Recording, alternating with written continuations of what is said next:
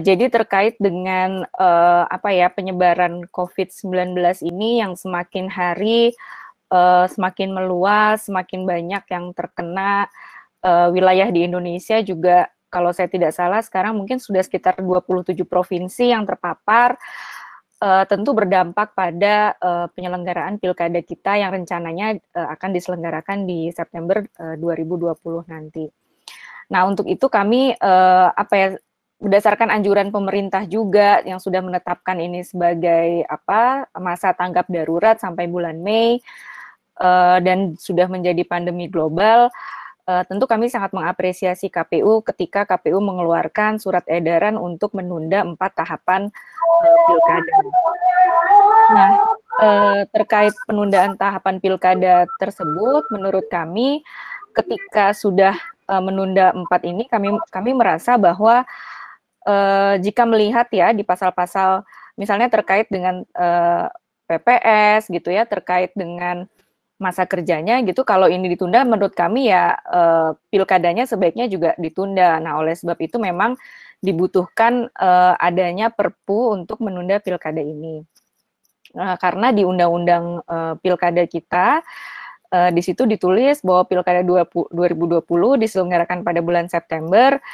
Dan juga pasal-pasal di pasal 122 kita melihat bahwa pendekatannya masih parsial daerah per daerah, karena penundaan pilkada yang terkait dengan bencana alam, yang force major itu kalau di undang-undang pilkada kita pendekatannya masih daerah per daerah. Jadi KPU tidak bisa sebagai institusi yang menetapkan pilkada ini ditunda atau tidak. Jadi harus per daerah gitu ya, harus dari gubernur ataupun dari Menteri Dalam Negeri. Nah, untuk itu makanya kami mendorong untuk segera dibuat Perpu terkait penundaan pilkada ini. Nah, karena kalau kita melihat dampaknya, kalau kita kan tidak tahu, tadi sempat disampaikan Pak Arief, Pak Ferry, bahwa kita tidak tahu penyebaran ini sampai kapan gitu ya, dan kami merasa resikonya akan sangat besar kalau tetap menyelenggarakan pilkada di September 2020.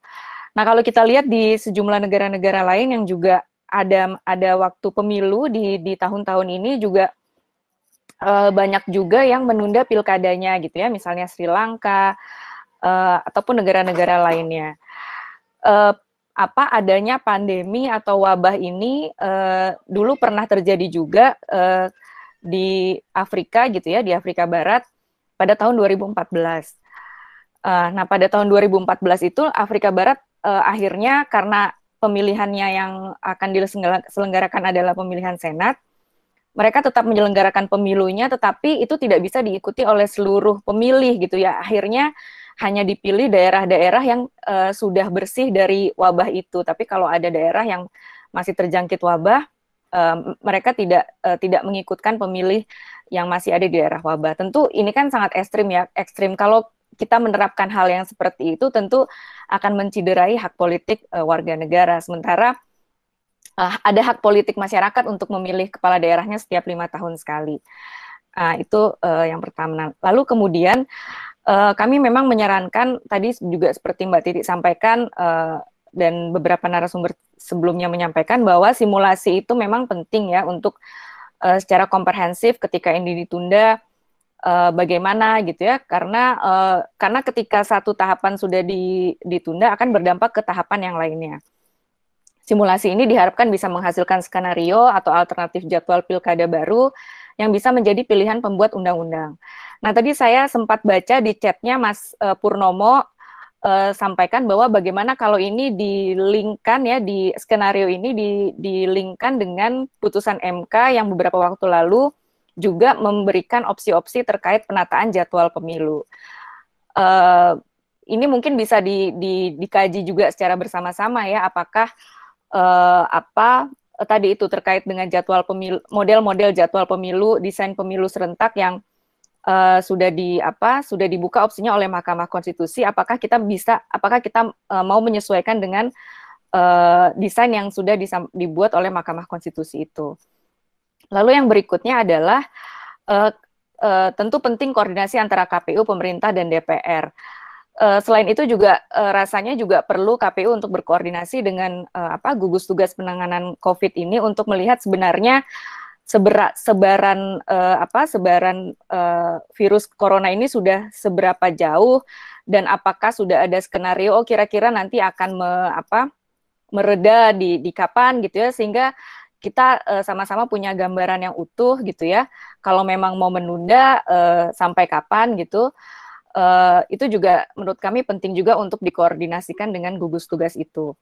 Nah, tadi ya kita juga mendorong Presiden untuk segera menerbitkan Perpu, karena tadi di undang-undang itu disebutkan bahwa pilkadanya September 2020, dan kemudian pendekatan untuk menunda pilkada itu tidak terpusat, tapi masih daerah per daerah. Nah, sementara dalam rangka pilkada serentak, menurut kami penting juga supaya penundaan itu tidak daerah per daerah, tapi diputuskan oleh KPU, sehingga KPU bisa setelah berkoordinasi dengan pemerintah, DPR, kemudian menetapkan bahwa pilkada ini ditunda ya, sehingga penerbitan Perpu pilkada ini diharapkan juga mengatur substansi, implikasi teknis, pengelolaan tahapan, jadwal pilkada, anggaran penyelenggaraan, dan juga keberlanjutan status penyelenggara ad hoc, karena seperti kita tahu PPK itu sudah berjalan, sudah dilantik, kemudian sudah ada masa kerjanya. Ketika sekarang ini ditunda, tentu kan mereka freeze ya, masa kerjanya ditunda dan dampak-dampaknya seperti apa.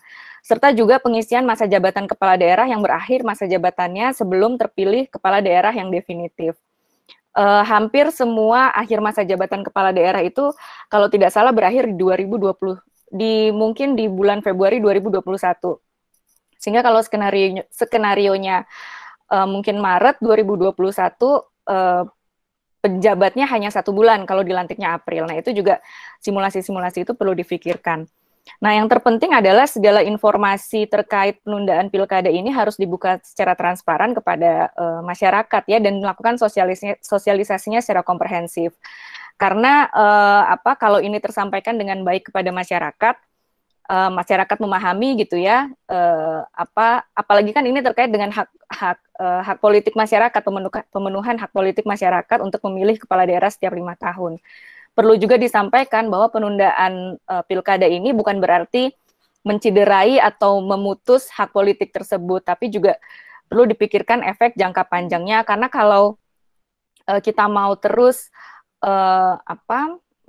terus melaksanakan pilkada sesuai dengan jadwal, saya khawatir kalau itu berdampak pada partisipasi pemilihnya. Kalau orang lebih memilih, ya lebih baik saya milih di rumah saja gitu ya, lebih aman untuk kesehatan saya.